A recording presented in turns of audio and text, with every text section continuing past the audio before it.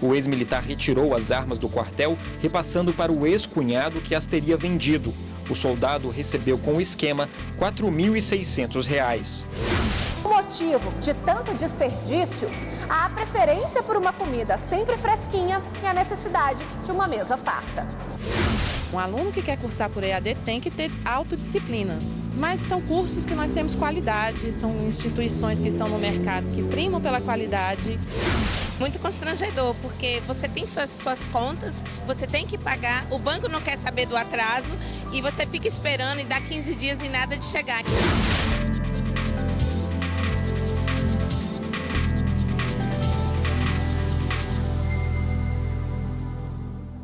Olá, boa tarde. Boa tarde. A Polícia Federal abriu o segundo inquérito para investigar o atentado contra o candidato do PSL à presidência, Jair Bolsonaro. Sobre esse assunto, vamos falar ao vivo agora com a repórter Evne Araújo, que tem as informações. Oi, Evne, boa tarde. Oi, Rafaela, boa tarde. Olha, agora vai ser investigado o possível envolvimento de uma organização criminosa no atentado. Por enquanto, todas as apurações feitas no primeiro inquérito sustentam que o agressor, o Adair Bispo de Oliveira, ele realmente agiu sozinho. Bom, agora resta saber qual vai ser o resultado dessa investigação que deve ser concluída nos próximos meses. O candidato à presidência da República, Jair Bolsonaro, sofreu um ataque no último dia 6 durante campanha em Juiz de Fora, em Minas Gerais. Bolsonaro continua internado e ainda sem previsão de alta. Voltamos ao estúdio. Obrigado, Evne. Ex-soldado do Exército é condenado a 3 anos de reclusão por furtar o armamento de um batalhão na cidade de Nova Santa Rita, no Rio Grande do Sul. O processo chegou ao Superior Tribunal Militar após recurso da defesa do ex-militar e de um civil acusado de receptação de 2 pistolas e um revólver. O advogado do ex-soldado alegou que havia incoerências nas versões apresentadas pelas testemunhas e, caso houvesse uma condenação, que fosse aplicada a pena mínima. No caso do civil, foi pedida a anulação do processo por não ter havido o direito de ampla defesa, do contraditório e do devido processo legal, uma vez que, segundo o representante do civil, as provas apresentadas contra ele não haviam sido judicializadas. Na denúncia contra os réus, o Ministério Público Militar falou sobre os furtos que teriam acontecido em 2 ocasiões. O ex-militar retirou as armas do quartel, repassando para o ex-cunhado que as teria vendido. O soldado recebeu com o esquema R$ 4.600. O relator do caso no Superior Tribunal Militar, ministro Carlos Augusto de Souza, entendeu que a sentença deveria ser mantida, uma vez que a autoria e a materialidade estão claras, não sendo possível excluir elementos constitutivos do crime. Embora o acusado seja primário, os bens furtados não podem ser considerados de pequeno valor. Ademais, foi corretamente valorada a gravidade e o perigo do dano do crime perpetrado, já que permitiria colocar em circulação armamento de alto potencial ofensivo pertencente ao Exército Brasileiro, de modo que a conduta em muito ultrapassou a esfera de transgressão disciplinar. Em relação ao outro acusado, condenado em primeira instância a 1 ano e 4 meses de reclusão, o relator aceitou o recurso da defesa, absolvendo o civil por falta de provas que o incriminassem. Ademais, como consabido, a conjectura não basta para a condenação. A presunção da inocência é um preceito constitucional. Como muito bem apontou a defesa, as provas devem ser robustas, seguras, coerentes e harmônicas com o conjunto probatório, a fim de embasar uma condenação, sob pena de se afrontarem os direitos constitucionais do indivíduo, em especial o indúbio pro réu. O STJ negou habeas corpus a um homem que foi flagrado com 21 quilos de crack. Para os ministros, o laudo toxicológico provisório pode servir para comprovar o crime. O homem que foi preso ao ser flagrado com 21 quilos de crack atestados por laudo de constatação provisório entrou na justiça com pedido de habeas corpus e alegou a falta de laudo toxicológico definitivo que comprovasse a materialidade do crime. O caso chegou à 5ª turma do Superior Tribunal de Justiça. O relator do processo, o ministro Reinaldo Soares da Fonseca, citou diversos precedentes da Corte em relação ao tema. De acordo com o entendimento do STJ, em casos em que ocorre a apreensão de drogas, a realização de exame prévio de entorpecente por perito criminal que ateste o crime é imprescindível, mas há exceções, como em casos em que o material do delito pode ser atestado apenas com base no laudo preliminar de constatação, principalmente quando há evidência sobre a natureza do entorpecente. O pedido foi negado pela 5ª turma. E a Polícia Federal deflagrou hoje a fase de número 54 da Operação Lava Jato. E desta vez, as ordens judiciais foram cumpridas fora do Brasil. E sobre esse assunto, vamos voltar agora ao vivo a nosso telão para conversar com a repórter Carolina Chaves. Boa tarde para você, Carol. Boa tarde, Rafaela. Boa tarde a todos. Olha, os 5 mandados de busca e apreensão foram cumpridos em Lisboa, Portugal, com a ajuda de autoridades do país e também em conjunto com a Polícia Federal e o Ministério Público Federal do Brasil. Os mandados foram cumpridos em endereços ligados ao operador financeiro investigado nessa fase da Operação Lava Jato. Ele também foi alvo de uma outra fase da Operação Lava Jato em maio deste ano, onde foram revelados pagamentos de propinas entre 2010 e 2012 em contratos fraudulentos entre a Petrobras e a Odebrecht, somando mais de 850 milhões de dólares. O material apreendido nesses mandados vai ajudar na investigação em curso na Justiça Federal no Paraná. Galton. Obrigado, Carol. E depois do intervalo, desperdício de comida. Pesquisa aponta que arroz e feijão são os alimentos mais desperdiçados pelos brasileiros.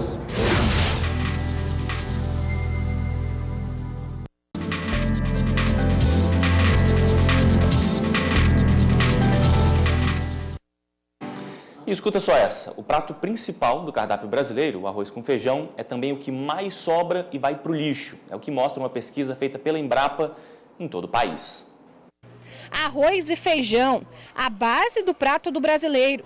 Apesar disso, os 2 alimentos ainda são os mais desperdiçados. Arroz, 22%, feijão, 16%. Além da carne bovina, 20%, e do frango, 15%. A pesquisa foi feita pela Embrapa. Quase 2.000 famílias de diferentes classes sociais foram entrevistadas. E o motivo de tanto desperdício? A preferência por uma comida sempre fresquinha e a necessidade de uma mesa farta. Segundo o levantamento, a cada quilo de comida desperdiçado, 220 gramas são de arroz, 200 gramas de carne bovina, 160 gramas de feijão e 150 gramas de frango. As hortaliças são as mais desperdiçadas entre as classes A e B. Para não jogar comida fora é preciso consciência, desde o planejamento da compra até a preparação dos alimentos. O que precisa ser feito é investir mais em educação nutricional nas escolas, investir em hortas pedagógicas para que as crianças desde cedo tenham consciência do quão é trabalhoso cultivar alimento e toda essa lógica de reconectar o consumidor urbano com a produção de alimentos já está presente, por exemplo, na Estratégia Nacional para a Redução das Perdas e Desperdício de Alimentos, que foi recentemente aprovada pela Câmara Interministerial de Segurança Alimentar e Nutricional, liderada pelo Ministério do Desenvolvimento Social. Então...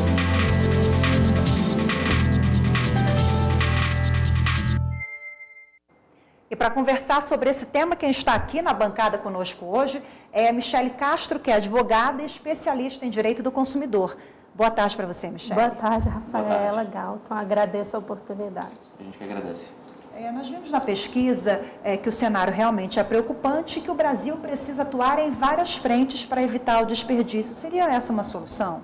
Seria uma solução, né? Só que existem várias políticas que devem ser tomadas, desde a conscientização do produtor rural, no campo, do industrial, do consumidor final também, né? Que recebe esses alimentos, das redes de lanchonetes, supermercados, para que seja feito um trabalho para que as pessoas, o consumidor e a população brasileira evite o desperdício, né, de alimentos que é extremamente alto no nosso país, infelizmente. Ou seja, é uma questão cultural, né? Teria que ter um aprendizado lá atrás, porque a gente tem a cultura da fartura. Exato. A própria reportagem mostrou a mesa cheia, com comida sempre fresca, e isso acaba levando ao desperdício. Desde a educação de base, eu diria, né, ao jovem, à criança, porque o brasileiro, ele tem a cultura de receber bem, de juntar a família, os amigos, fazer uma mesa farta, e não existe o reaproveitamento de sobra no Brasil, né?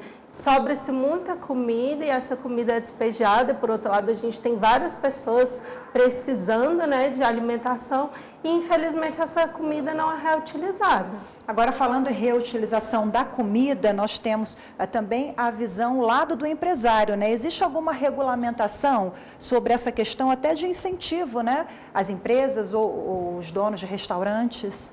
Hoje, os restaurantes eles podem doar sobras dos alimentos. Contudo, a legislação atual, ela não estimula o proprietário, o empresário a doar. Por quê?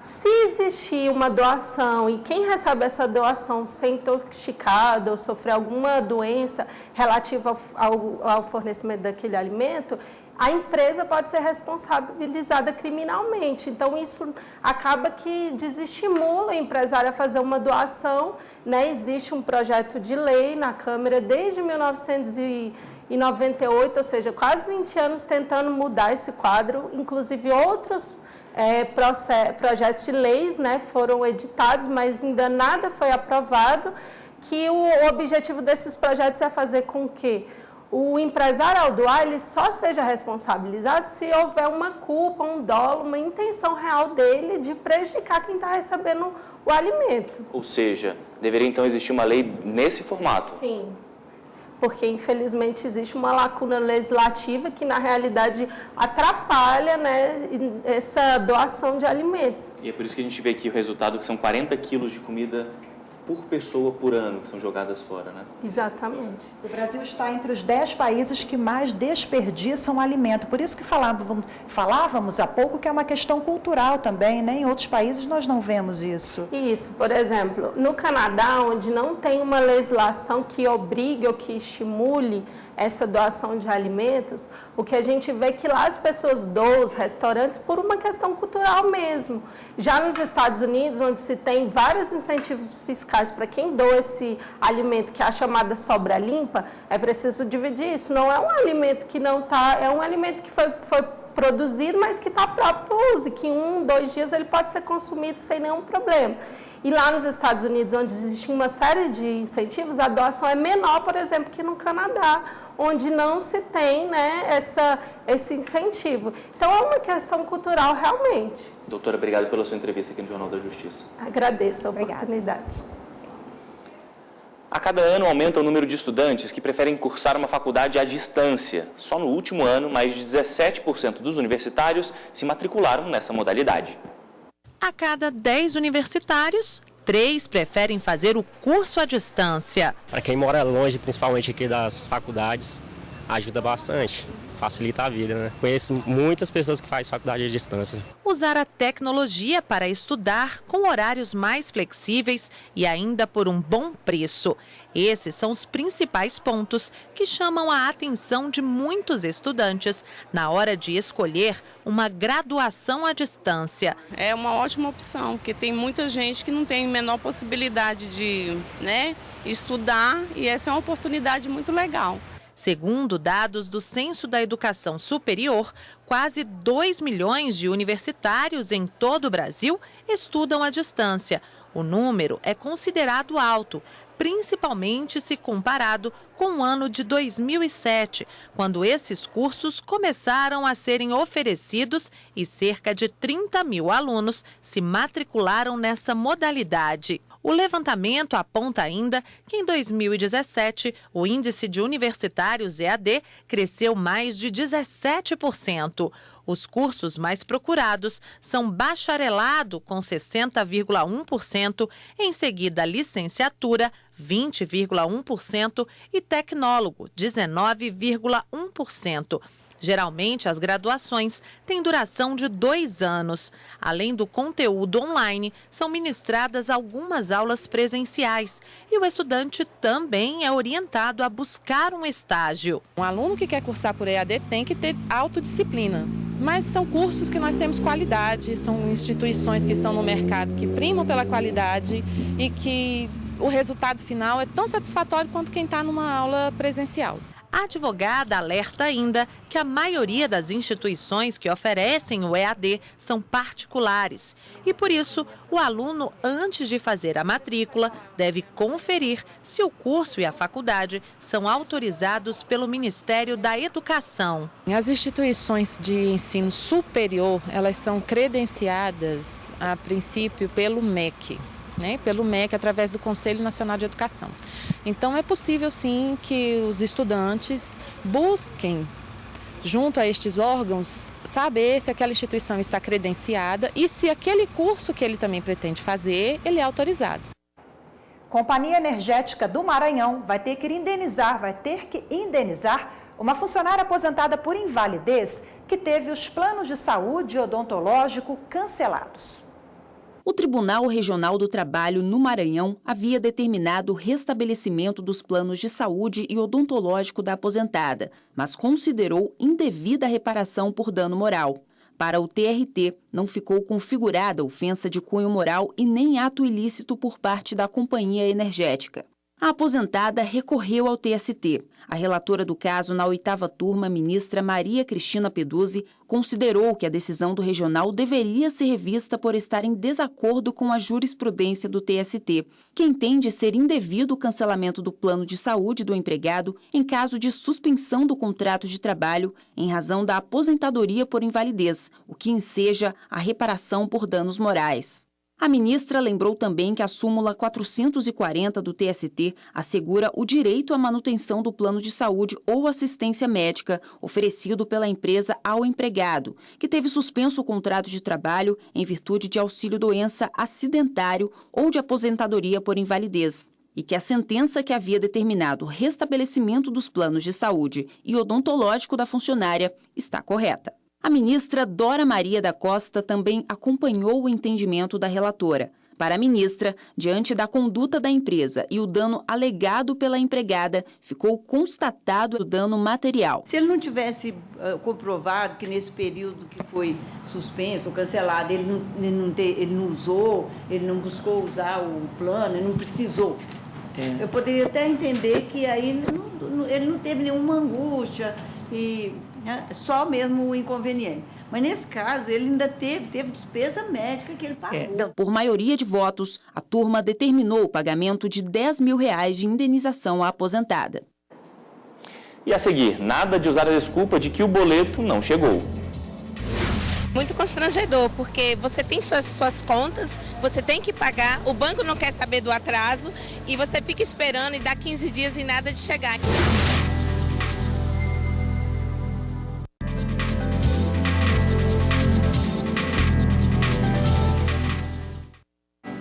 Comprar um carro zero com todos os acessórios. Às vezes esse sonho vira dor de cabeça e até caso de justiça. Pois é, no Distrito Federal, uma concessionária vai ter que pagar uma indenização ao cliente por não entregar o veículo como estava previsto no contrato. Foram meses pesquisando e planejando qual carro comprar, até que o Vildomar decidiu. Queria um veículo 0 km, com piloto automático, bancos de couro e câmera de ré. Ele foi até a concessionária, escolheu e pagou pelo carro.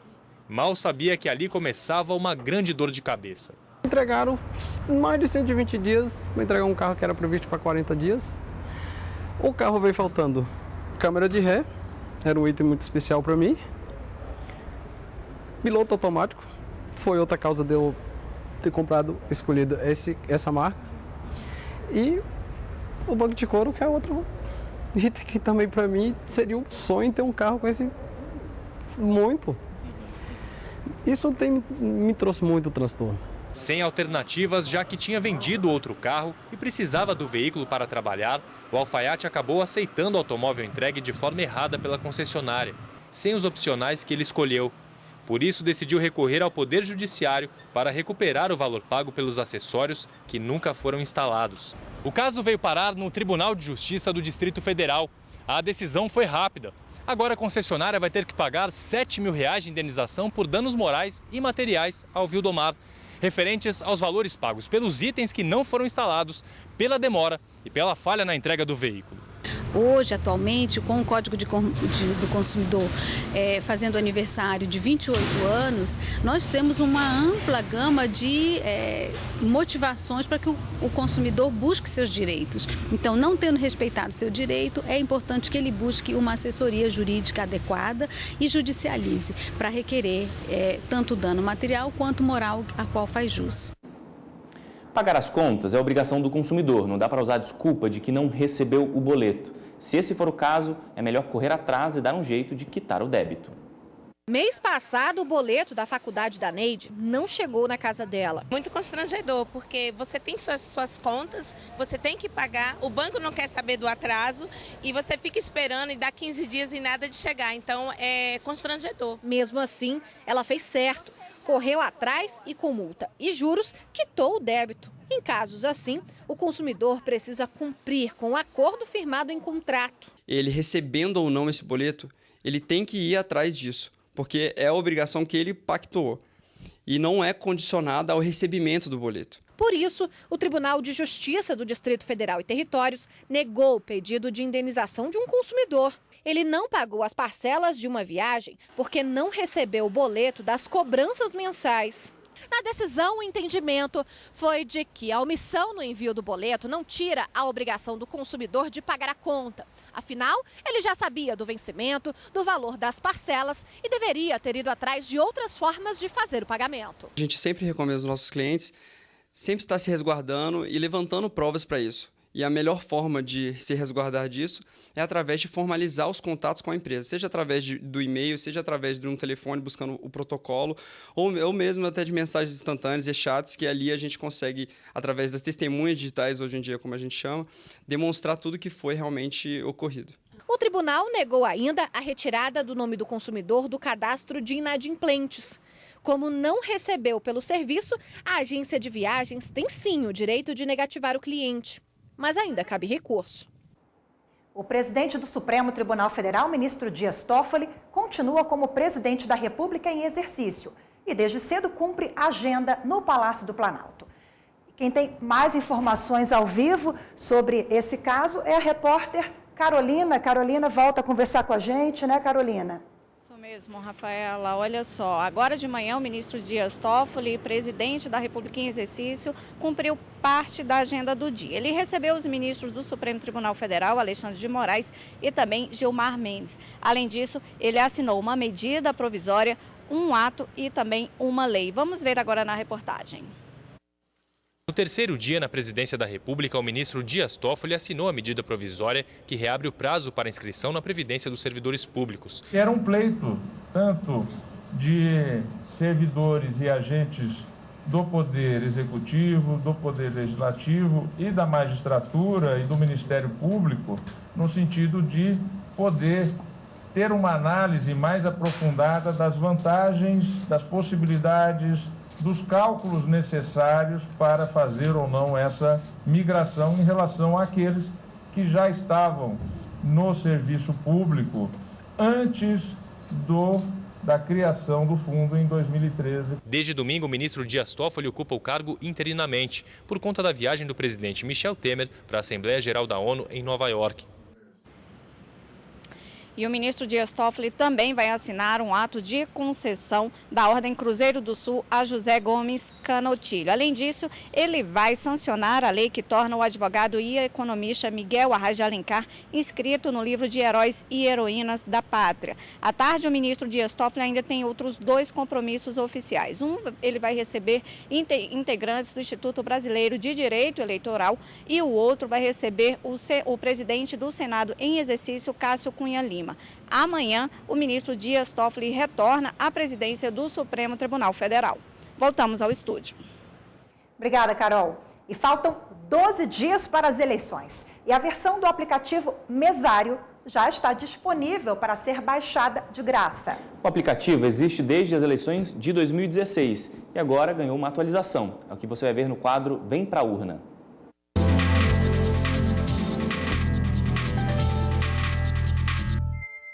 Basta atualizar a nova versão ou baixar no seu celular. Aqui estão informações importantes para quem foi convocado ou se voluntariou para atuar como mesário nas eleições. A nova interface permite acesso direto a todas as informações de forma rápida. Também existe um checklist para o dia da eleição e um jogo de perguntas e respostas para testar os conhecimentos de um jeito divertido. Ele não substitui os outros materiais que são mais densos, como o manual do mesário, o vídeo de treinamento, mas ele traz para o mesário uma forma de, inclusive, testar os seus conhecimentos, como você mencionou com o quiz. Não é? O quiz ele é composto de uma série de questões que o objetivo é que o mesário realmente, acertando ou errando, ele encontre a resposta correta e veja se ele está afiado, se o treinamento foi bem feito. O mesário tem papel fundamental no dia da eleição. Ele é o representante da Justiça Eleitoral e recebe treinamento específico. Inclusive, o manual está disponível no aplicativo. Com o celular na mão, os 2 milhões de mesários podem tirar as dúvidas de imediato. E quem estiver na fila para votar, também. Afinal, esse é um aplicativo feito para o cidadão. É um aplicativo que tem um desenho bastante atrativo, inclusive, né? Ele tem uma pegada mais leve, é um produto voltado também para o público mais jovem. E saiu o resultado da nossa enquete no Twitter da TV Justiça. Durante 24 horas, você, telespectador, pôde escolher os temas para reportagens especiais que serão exibidas no mês de outubro, em comemoração aos 30 anos da Constituição Federal. O assunto mais votado na nossa página do Twitter foi a lei do feminicídio, acompanhada por Código Eleitoral e Lei dos Refugiados. Você escolheu e no próximo mês vai conferir as 3 reportagens no quadro Constituição 30 anos, antes e depois. O Jornal da Justiça de hoje fica por aqui. Obrigada pela sua companhia e até amanhã. A gente se vê amanhã de novo, 12h30. Boa tarde.